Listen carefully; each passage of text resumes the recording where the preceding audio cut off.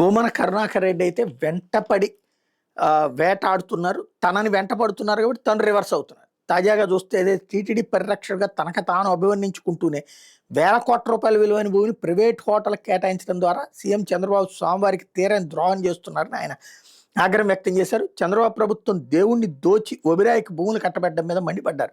ఈ నెల 5వ తేదీన రిజిస్ట్రేషన్ చేసి 11వ తేదీని కేబినెట్ మీటింగ్లో ఆ భూమి బదలాయింపుకు ఆమోదించి 13వ తేదీని జీవో జారీ చేయడం ప్రభుత్వ దోపిడీ విధానానికి అద్దం పడుతోందన్నారు.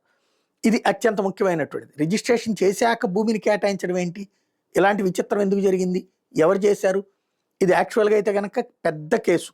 భూమిని ముందు ఇచ్చేసేసి ఆ తర్వాత క్యాబినెట్ మీటింగ్లో అప్రూవ్ చేయడం అన్నటువంటి, జీవో ఆ తర్వాత జారీ చేయడం అన్నట్టు. సరే, జీవో ఓకే చేశాక జారీ చేస్తారు, కానీ అంతకుముందు రిజిస్ట్రేషన్ ఎట్లా చేశారు? చేసిన వాళ్ళు క్రిమినల్ కేసు ఫేస్ చేయాల్సి ఉంటుంది. ఇది అత్యంత ముఖ్యమైనటువంటిది.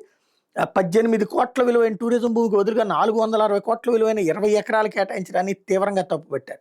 ఇదంతా చంద్రబాబు చేస్తున్నారు, అనుమతి లేకుండా నిర్మాణ పనులు ఎలా చేస్తారని ప్రశ్నించుకొచ్చారు.